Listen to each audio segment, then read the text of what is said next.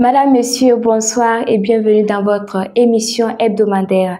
Aujourd'hui, nous recevons pour vous une personnalité, un homme de plume, Monsieur Jean-Baptiste Ilboudo. Il est consultant en communication, il a été directeur à plusieurs reprises, auteur de plusieurs publications. Il revient avec nous ce soir sur son parcours.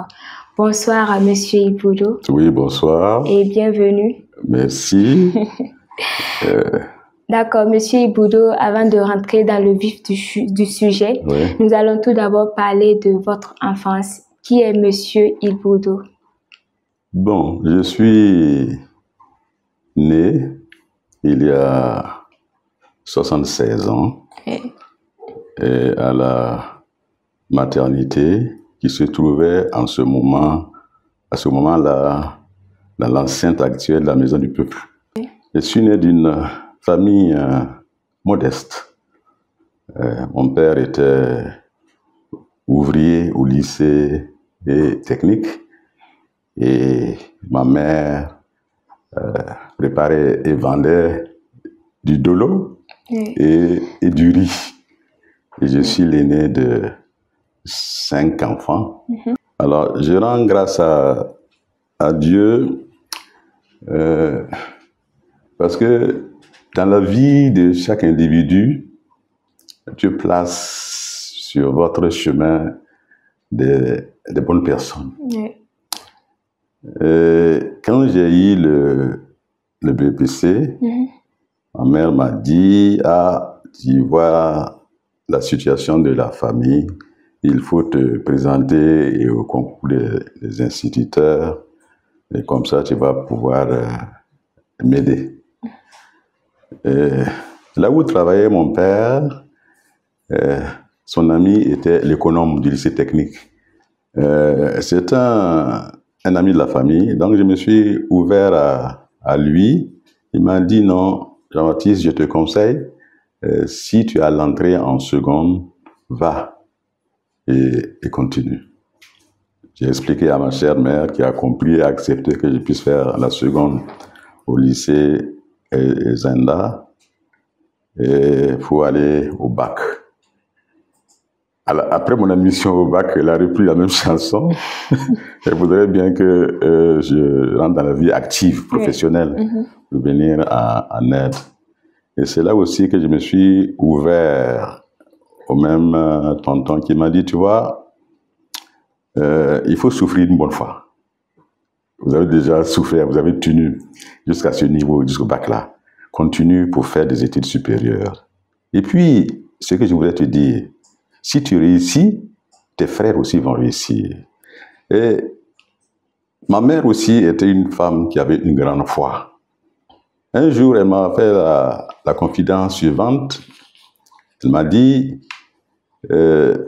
Jean-Baptiste, comme j'étais l'aîné, m'a appelé pour dire, il y a quelque chose que moi je voudrais te dire. Quand je vais mourir, vous savez, les personnes âgées n'hésitent pas de parler de leur mort. Hein. Quand je vais mourir, il faut m'enterrer à tel endroit, me faire habiller de cette manière. Et surtout, ne vous lancez pas dans les rites et coutumes entourant la mort parce que vous ne vous y connaissez pas. D'accord. Monsieur Ilboudo, après vos études, comment s'est fait le choix du journalisme? Bon, en fait, le journalisme s'est imposé à moi. Oui. Je vous explique. Le carrefour africain, c'était l'ancêtre de Sidoya, avec ce qu'ils appelaient le hall d'information. C'est-à-dire que comme tout le monde ne savait pas lire, il y a le photographe, lorsqu'il va à une activité, que ce soit une course cycliste, une activité quelconque, il fait des photos qu'on vient placarder dans le hall d'information devant le marché central. Donc, dès mon jeune âge, j'avais l'habitude d'aller regarder ces photos-là régulièrement. Et Dieu faisant bien les choses, dans le quartier, il y avait un grand frère qui travaillait à l'imprimerie Les Presses africaines. C'est eux qui imprimaient le carrefour africain, qui est l'ancêtre de Sidoya. Oui. Alors donc, régulièrement, il m'apportait des journaux à lire. Et c'est là que j'ai pris goût à ça. Et quand je suis allé au secondaire, lorsqu'il y avait des matchs, je prenais le temps faire des affiches pour dire tel jour, tel match, tel match. C'est ainsi que je me suis intéressé à la profession de journaliste. Et après, vous vous êtes spécialisé en radio? Ou bien c'est toi? Oui. J'ai fait le CESTI, première promotion du CESTI, de 70 à 73. Mais il y avait déjà le CESTI, une autre forme, de 65 à 68. Oui. Si vous vous rappelez, les événements de 68 en France qui sont venus en Afrique, notamment à Dakar, les étudiants du centre étaient à la pointe des manifestations. Donc on a fermé le CESTI, première formule, qui a réouvert nouvelle formule en 70, et je faisais partie de la première promotion 70-73. On était 4 Burkinabés. Malheureusement, les 3 autres sont décédés. Il s'agit de Roger Nikema, Paul Yougoubaré et Emmanuel Yamego. C'est là que je suis allé à l'école de journalisme. C'était ce concours. Et là, c'est comme lorsque je disais que Dieu place des gens sur votre chemin, j'ai entendu le communiqué annonçant le concours du CESTI. Et je suis allé au ministère de l'Information. Je suis allé frapper à la porte du directeur de cabinet. C'est à l'époque M. Kambiré Mien qui m'a donné le dossier et j'ai rempli. Et puis, voilà, on a déclaré que j'étais admis. Je suis allé faire mes 3 ans. Nous avons 2 premières années de tronc commun où nous apprenons aussi bien les éléments de la presse écrite, de la télévision et de la radio. Seulement, la spécialisation intervient en 3e année et j'ai choisi la spécialisation radio. Entre 1974 et 81, vous avez fait la navette entre rédacteur en chef à la radio et chef de service à Bobo. Comment se passait le traitement de l'information?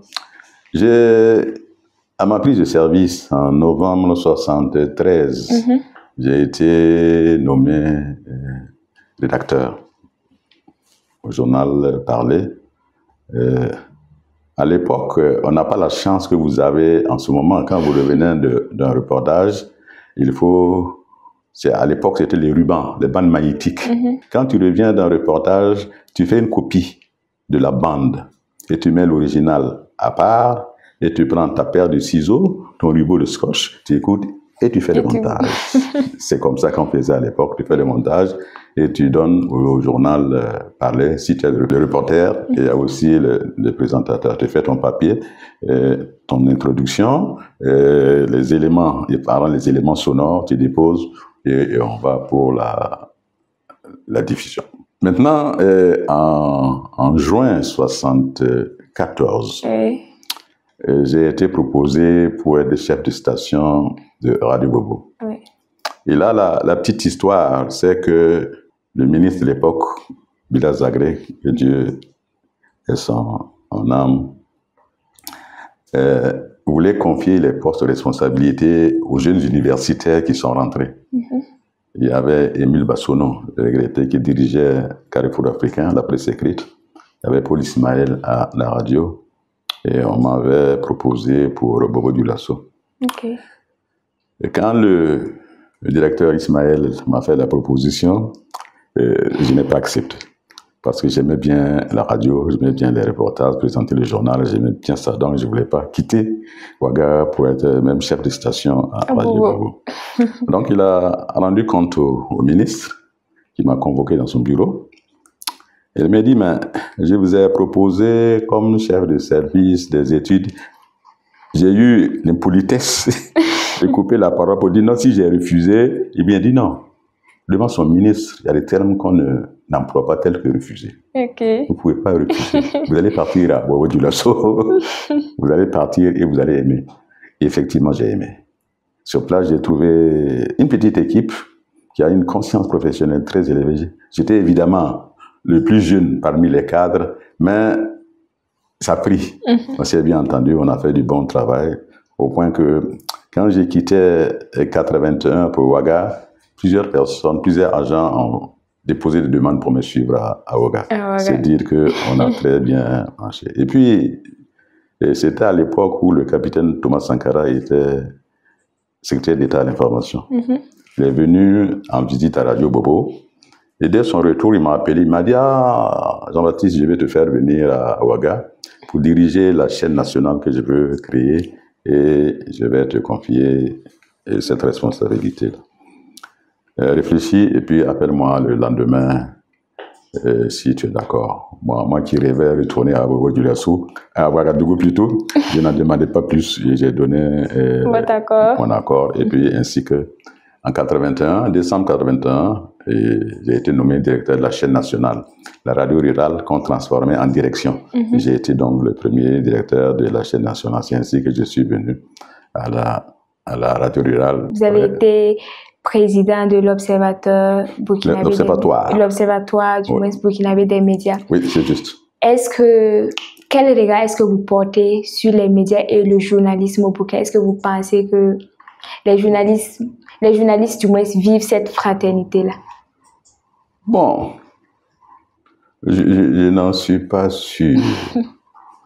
Parce que quand j'étais président de l'Observatoire burkinabé des médias, d'abord, c'est en 2012, je crois, j'ai été élu président de l'Observatoire burkinabé des médias. Le manque de solidarité entre les journalistes, nous l'avons constaté dans le cadre de l'OBM. Je prends un exemple. Il y a un journaliste qui avait diffamé un magistrat. Nous l'avons convoqué et de toute évidence, il est dans le tort. Oui. Nous avons dit, ah, bon, certes, tu n'as pas respecté les règles professionnelles ni de l'éthique de la déontologie. Là, il y a faute professionnelle. Bon, et nous avons décidé ensemble d'aller présenter nos excuses au magistrat en question. C'était le procureur de l'époque.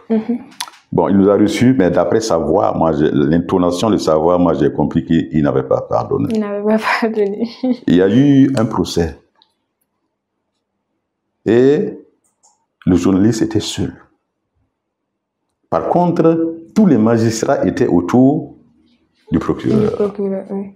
C'est là que j'ai dit, voilà, une preuve de plus que les journalistes ne sont pas solidaires. Bon, peut-être les choses ont changé maintenant, mais j'ai constaté cela et c'était vraiment dommage. Et selon vous, qu'est-ce qu'il faut faire pour amener à nouveau cette solidarité au niveau des journalistes? Pour renforcer l'esprit d'équipe, de solidarité, il faut qu'on s'intéresse les uns aux autres. C'est-à-dire que dépasser le cadre professionnel, on se rencontre, on se salue, mais il n'y a pas que ça. On doit pouvoir connaître la maison de chacun de vous, ceux avec lesquels vous travaillez là. Vous devez pouvoir les connaître. Et faire de leur malheur ou de leur bonheur les vôtres.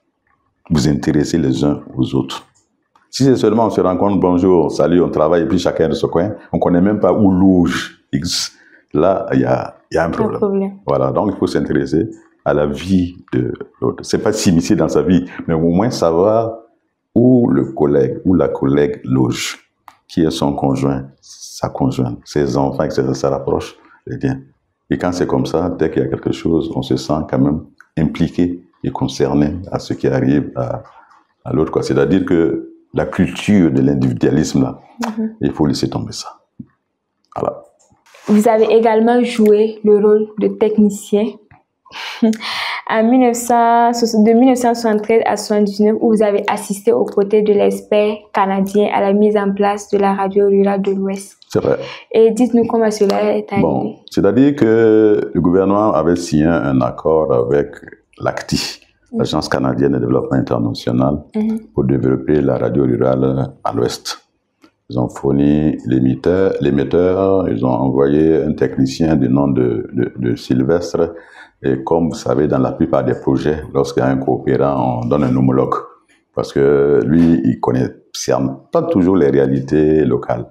Donc, c'est ensemble qu'on a élaboré le projet. On a mis en place le programme de radio rurale pour Sparta. Et on a fait démarrer la radio rurale de l'Ouest. Et la maison que moi j'occupais à l'enceinte de la radio, à mon domicile, j'ai déménagé, allé en ville et laissé cette maison qui a servi de studio pour la radio rurale de l'Est. Voilà. D'accord. Et vous avez été également chef de service au niveau du CFPI, actuel ISTIC. C'est vrai. Où vous avez mis en place le projet de la création d'un site de formation. C'est juste. Ok. En 1983, je crois, l'avènement de la Révolution, je me suis retrouvé à la direction de la formation pour remplacer un blanc, M. Brunel, qui était conseiller technique et faisait office de chef de service des études. Donc je suis allé là-bas et j'ai trouvé sur place M. Dabiré Pierre, qui vient de décéder. Paix à son âme, mais je reparlerai un peu plus tard de lui quand je parlais de mon livre, qui était directeur de la formation professionnelle et directeur du centre. Mais avec ce monsieur-là, c'était la bonne gouvernance avant l'heure. Quand je suis arrivé, qu'est-ce qu'il m'a dit? Il m'a d'abord dit, la dotation en carburant de la direction, là, c'est temps. On va répartir ça en 3 parts égales. Une part pour le directeur, une part pour le chef de service des études, une part pour mettre dans le véhicule. J'ai trouvé ça extraordinaire. D'autant plus que le directeur qui l'a remplacé là n'a plus parlé de carburant comme s'il ne la recevait pas. Bon, bref, ça c'est une parenthèse. Pour parler maintenant, il m'a dit, je suis sur un projet d'élaboration d'un programme de formation pour un niveau 2. Parce que jusque-là, c'était le niveau 1. On recrutait les étudiants sur la base du BPC. Je pense que maintenant, il faut qu'on passe à un échelon supérieur. Donc, il me dit, je suis sur un projet, j'ai obtenu un financement de la coopération française, pour dire son nom. Et j'étais chargé de faire le tour des instituts ou des pays où il y a des formations de niveau 2. On ne réinvente pas la roue. On prend ce qui existe et on essaie de faire mieux. Aller voir le programme d'enseignement dans ces pays-là. C'est ainsi que il était prévu en France, c'était l'INA, le CFJ. Il y avait 3 institutions qui faisaient le niveau 2 en France. Il y avait le centre de perfectionnement à Abidjan, il y avait le studio de la Voix du Zaïre, il y avait le CFTI aussi de Niamey. Il fallait faire ce tour-là. Mais il m'a dit, comme c'est toi le chef de service des études, c'est vrai, moi j'ai élaboré le projet, mais je pense que c'est toi qui dois faire le tour. C'est ainsi que je suis allé faire les études. Je suis rentré, j'ai élaboré le projet de programme, aussi bien pour les journalistes que pour les techniciens, pour le niveau 2. Et on a fait la première promotion, je crois, ils sont rentrés en 83 et devaient sortir en 85. Mais moi, je n'ai pas pu assister à la sortie de cette promotion puisque j'avais été appelé à d'autres fonctions, notamment au niveau du cabinet, à la direction des études et de la planification. Donc, la sortie de cette première promotion du niveau 2, là, s'est faite en absence. Mais c'est moi qui ai initié et rédigé le programme qui a été soumis en conseil des ministres et qu'on avait adopté. Monsieur Ilboudo, vous avez tellement fait pour le pays qu'on ne peut même pas épuiser votre parcours. Tellement fait, je ne sais pas. Quelle est votre plus grande fierté aujourd'hui? Le contact que j'ai gardé avec mes anciens étudiants. Quand, à l'occasion d'une fête, je reçois un message de Bamako, un message de Cotonou, etc. Ça me touche. En n'oubliant pas ceux qui sont sur place à Ouaga, qui me rendent visite régulièrement ou qui m'envoient des messages. Donc, je suis resté très lié à beaucoup de mes anciens étudiants. Et ça, j'en suis heureux. Monsieur Ilboudo, c'est la fin de la première partie de notre émission. Quel conseil est-ce que vous avez à l'endroit de nos téléspectateurs qui nous suivent actuellement? Bon, je ne sais pas si je peux donner des conseils aux téléspectateurs. Ce serait un peu prétentieux. Par contre, je peux donner des conseils à la jeune génération de journalistes. En disant simplement que le journalisme est une profession ouverte. Dieu merci, c'est-à-dire on n'a pas besoin forcément d'être passé par une école de journalisme pour pratiquer le journalisme. Mais quand on n'est pas passé par une école de journalisme, mais on est dedans, on doit être conscient que la profession a des normes, des règles qu'il faut apprendre. C'est très important. Donc, une étude a révélé en France que seulement 20% des journalistes détenteurs de cartes de membres en France, seulement 20% sont passés par des écoles de journalisme. Ça montre le caractère ouvert de la profession. Mais une fois qu'on rentre là-bas, il faut se former. Il ne faut pas dire comme quelqu'un que je ne citerai pas, qui dit que pour travailler à la radio, on n'a pas besoin de formation. Il a menti. Parce que c'est comme tout métier, on a besoin de formation. Ça, c'est ce que j'ai dit d'une manière générale.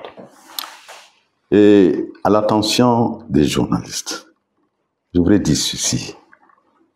Il y a 3 éléments fondamentaux qui constituent le professionnalisme et qu'on a tendance à négliger. Le journaliste, c'est d'abord la culture générale qui fait le journaliste. Nous autres, de la première génération, nous avons été des généralistes.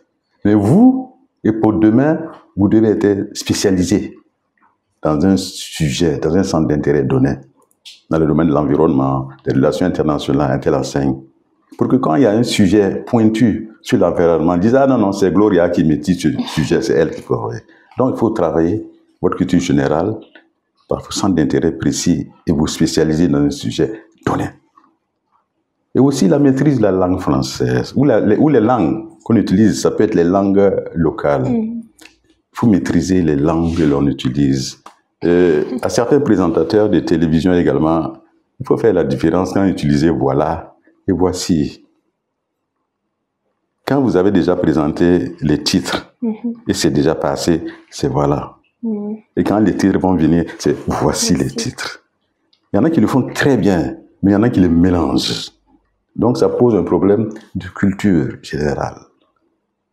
Ne parlons pas de certaines expressions.